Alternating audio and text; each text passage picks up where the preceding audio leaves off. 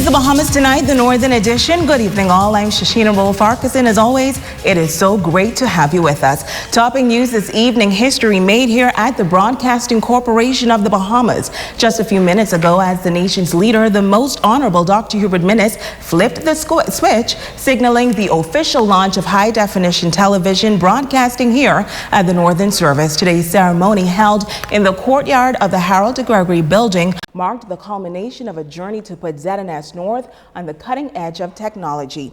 Well, it is a big day for the Broadcasting Corporation of the Bahamas, especially the employees of the Northern Service. The nation's leader and the parliamentary secretary responsible for broadcasting among the dignitaries on hand for the historic occasion. ZNS has come a very, very long way, having evolved out of the Bahamas Telegraph Department.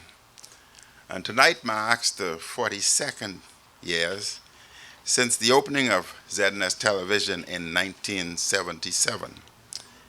In 1990, the Northern Television Service was introduced.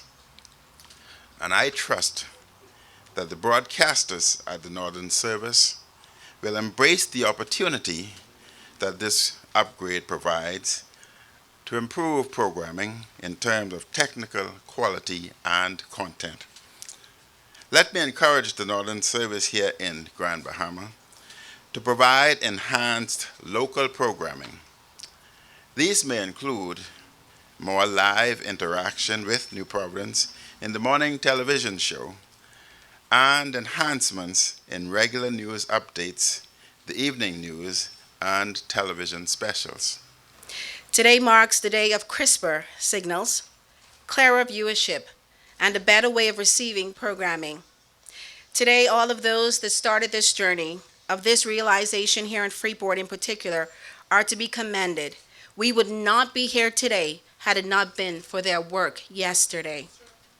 On a personal note, the Northern Service has been good to me, and I plan on being good to the Northern Service.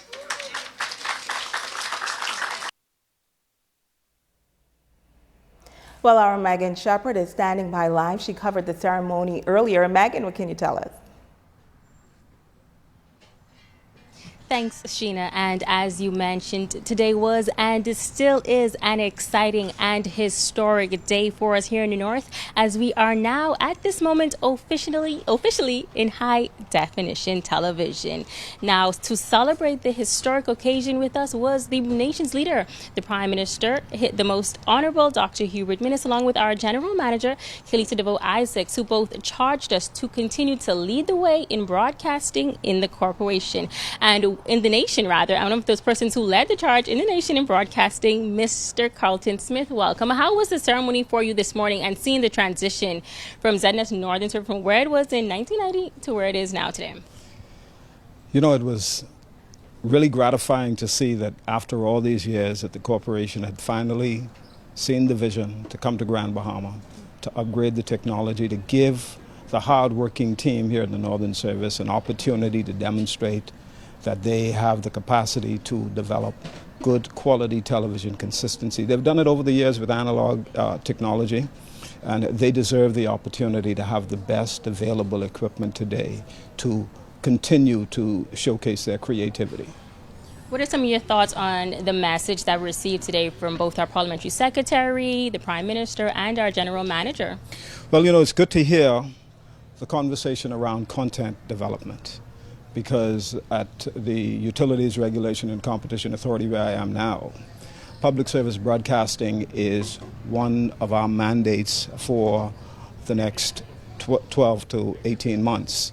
And we're hoping in the next 12 to 18 months to create a framework that will facilitate the development of public service broadcasting in the country.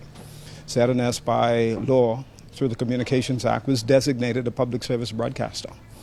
And we are hoping that the message that the Prime Minister and the Parliamentary Secretary gave about the need to develop local content will resonate with all in the Broadcasting Corporation, because the relevance of the Broadcasting Corporation depends on the quality and the level of local content that it can produce.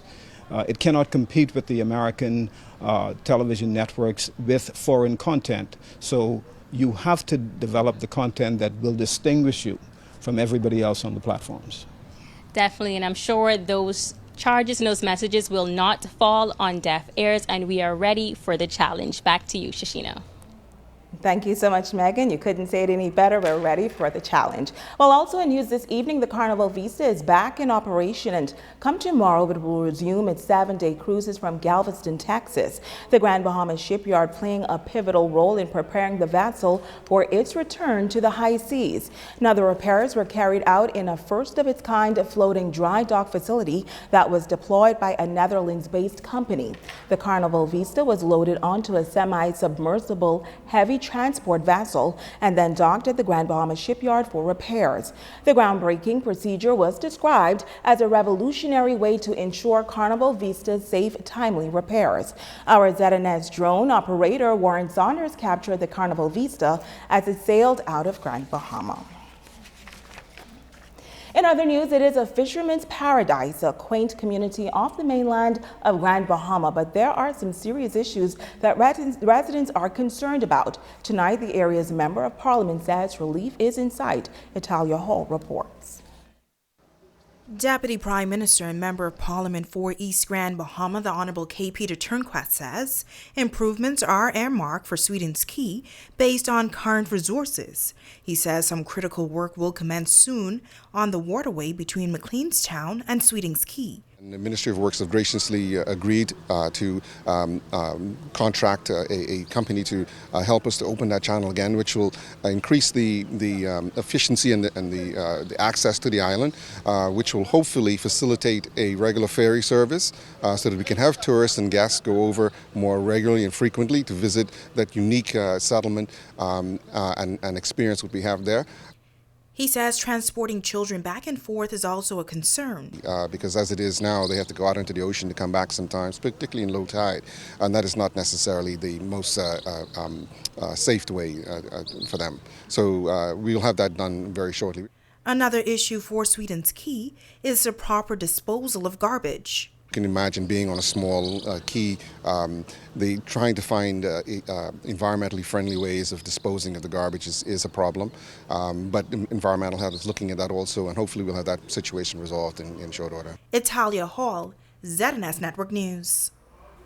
Thank you, Tally. Well, over on the island of ABACO, a producer is trying to meet the demand for poultry throughout the country. While it may be a big task, it is one they are prepared to embrace. Here's Jamila Mizik. In Marsh Harbor sits 100 acres of farmland and the home of ABACO's largest poultry farm, ABACO Big Bird. The family-owned business has been in operation for the past 25 years. Operations manager Lance Pinder says they started out as just a poultry farm in 1995, but it is now the home of at least 2,000 avocado trees, Persian limes, herbs, berries, and he says they're looking to expand. We do about 2 million pounds a year of chicken. If you average it all out, it's about 13,000 birds a week. Pinder says the farm is in operation all year long and does not only cater to the ABACO market, but other islands as well. We do get calls from other islands, Eleuthera and Long Island and Andros. The inter-island shipping is a real challenge in the Bahamas, especially with perishable items like chicken that have to be kept frozen, even vegetables that need to be kept refrigerated. Dry ship stuff like onions and things like that is easier, but it is a challenge that a lot of the farmers and producers face. And here's why Pinder says he believes their birds are the best. We're local guys. We have a really good product. We don't do all kinds of stuffed our chicken like brining and feed it hormones and steroids and a lot of medications and rinse it off in chlorine and all these sorts of things. We give it neem in the water and try to do a lot of natural stuff with the bird. So it just makes for a better, healthier, and much better tasting product. Jamila Mizik, ZNS Network News. In other news, Grand Bahama is the industrial capital of the country, but this island is big on light manufacturing as well. Tonight, Italia Hall takes us inside of the newest companies dedicated to making paper. Where we actually make the rolls, so Today we take you inside the only tissue paper manufacturing company on Grand Bahama, Serene Manufacturing, that has been in operation for some 3 years. The owner, Ricardo Delaney, who is a marine engineer by profession, says it all started with a prayer 6 years ago. Maybe 3 o'clock in the morning, I was asleep and I just woke up, shot up in the bed, and I had this idea in my head, and it was toilet paper. So I said, God, you really have a sense of humor. And I went back to sleep, and about 6 o'clock I got up and I got on my laptop and I started working, researching, and the rest is history. The company produces Amy Soft toilet tissue as well as hand towels. He says the base paper is made by Kimberly-Clark, who offers facial tissue and hand towels under the Kleenex brand. Our paper is 2-ply. It's biodegradable, septic safe, and clog free. And it's guaranteed not to clog your toilets. We had it tested by one of the major hotel establishments in Nassau. Now, this machine is called a rewinder and is responsible for making the tissue paper. Delaney says the machine can make up to 24 rolls in less than 30 seconds. Normally we would have a jumbo roll, which is a huge roll of paper, tissue paper, and it's about 4 foot in diameter, about 8 foot long. And we put it here and we go through this machine. This machine will then emboss it, put the pattern on it, and it would also perforate it so that we can get the cut sheets that you need.